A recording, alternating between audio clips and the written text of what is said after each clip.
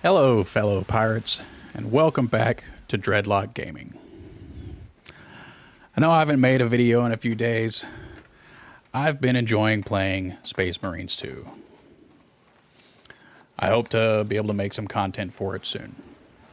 Today, I want to talk about a ship that is all the rave. Something that is similar to a couple of ships that I've built in the past. Back in August 28th, I built a junk that worked along the same lines. And on September 4th, I built another junk that was the same style of ship. They were stationary tank builds. You can find my flooding tank build. It's PvE and PvP viable on my YouTube from August 28th, and the lightning stationary tank build on September 4th. They work along the same lines as what is all the rave right now, the virtually unsinkable cutter build. Now, I want to show you how I would build the virtually unsinkable cutter build.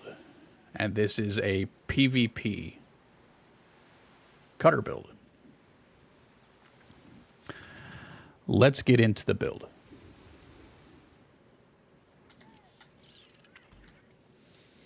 First off, it is going to be the cutter. It is a small version of the bark. The reason this ship is used is because of its main perks. It is a support class, so it provides support.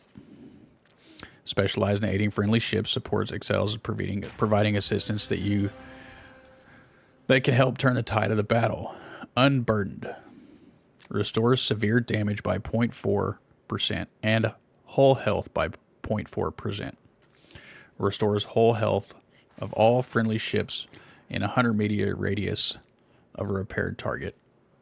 So, restores 60% of hull health on friendly ships while using a repair weapon. We're not going to be using any repair weapons, though you could if you wanted to. And if you were to use a repair weapon, I would suggest using the Little Grace 3 to repair yourself, because you would get this bonus here from the Little Grace 3. You would get the extra 5% as well. More repair. Plus increases, you would probably get this here. Plus you have heavy arsenal, which means you do 50% more damage with your broadsides, your port and starboard. So, that is the reasoning behind using this ship for PvP. It also works great for PvE, though I would probably go with something other than the weapons that I'm going to use for the PvP version. Now, the junk builds that I had used the Phoenix Crest armor. In this version, which it is a variation of the junk builds that I did, because it uses several pieces that I put on the stationary junk builds. But it uses the Black Prince instead of the Phoenix Crest.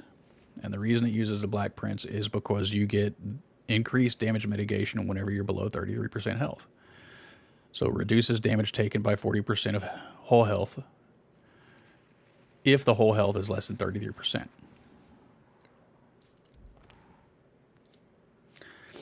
Now, the two main pieces of furniture that make this build and make the stationary junk builds that I did in the past are the iron capstan. Increases or reduces the damage taken by 15% and increases threat generation by 100% while anchored. The threat generation we aren't concerned about, but the reduces damage taken by 15% whenever you are anchored. Plus, braced gunnels reduces incoming secondary damage by 50% while anchored, plus increases deceleration by 75% while dropping anchor. So basically what this is if you need to move around, you move around, but you start taking damage, you stop. And because of the second part of the braced gunnels, you can stop on a dime. I used this piece of furniture back for the Mooncake Regatta Race 1 because there were tight turns where you needed to be able to stop fast and turn quick. So the deceleration was why I used that on the Race 1 builds. Plus, you use beam supports for the extra hull health and the extra armor rating. The two main pieces for the stationary build are the capstan and the gunnels. The beam supports increases your health, which means you heal for a little bit more every second because of the ship's perks. Now, we're going to use Bombard Minosaur because we're using some Bombard weapons for that 10% extra straight across the board damage. And we're going to use Culverin Works because we're using some Culverins as well. And the reason we're using Culverins is because, well, you'll see. And we use Density Furnace for that extra charge rate on Flood and the extra duration on Flood. And we want both of those. Now, let's look at the weapons that we're going to use. And I'll explain why. We're using the 1,000 Years Monsoon on the front and back. Why? Because they can deal a lot of burst damage, and they have the extra perk of Deluge, where you can 15% chance to deal 2,500 severe damage. If they're flooded, 30% chance to deal that 2,500 severe damage. Front and back. Plus, you've got the AoE from the explosion.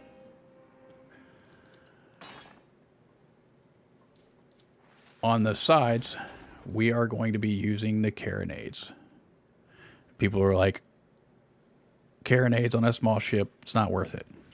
There's 5 gun ports on the sides, plus you get 50% increased damage. So, the carronades are not bad. They are actually good. They're good on this. And we're using carronades because of the Riptide. This is a flooding build, but it's also going to have a little surprise. We want Riptide. Adds 50% of damage as severe damage when the target is flooded.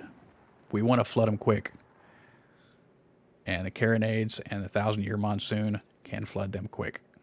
Plus, with the Density Furnace, floods them quick. Culverin Works makes them flood even faster. Now, we're also ablaze.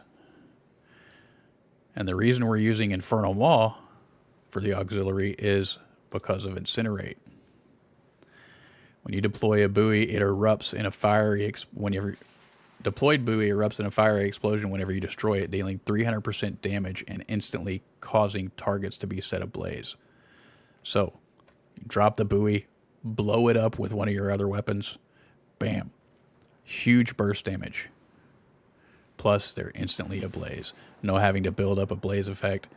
And being that this is a stationary build where you're not moving much, crew attacks aren't going to come into play very often. Will they? Yes.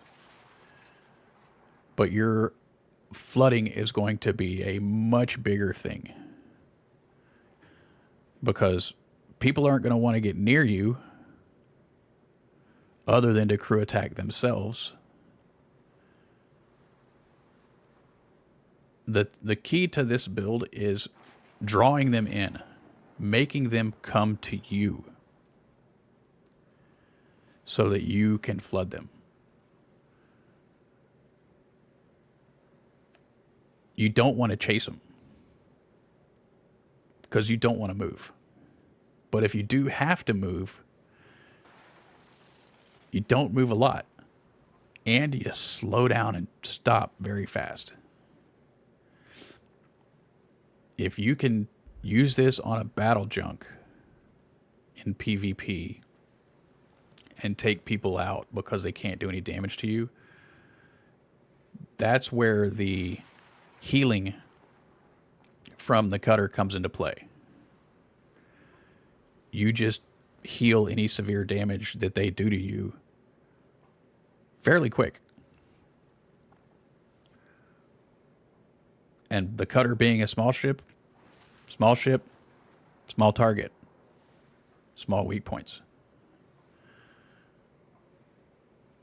There's no need to like put a taunt on them.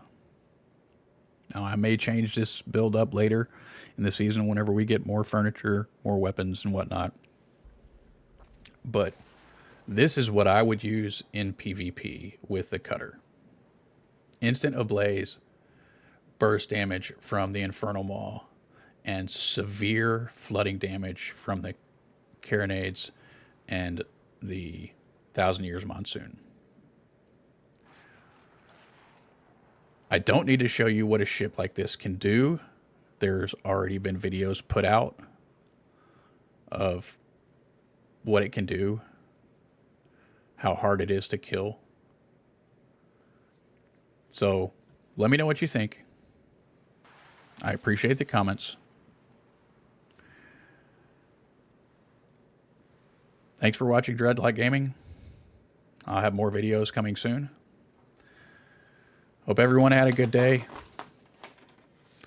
Like, subscribe, leave a comment. I appreciate it. And remember, never give up the ship.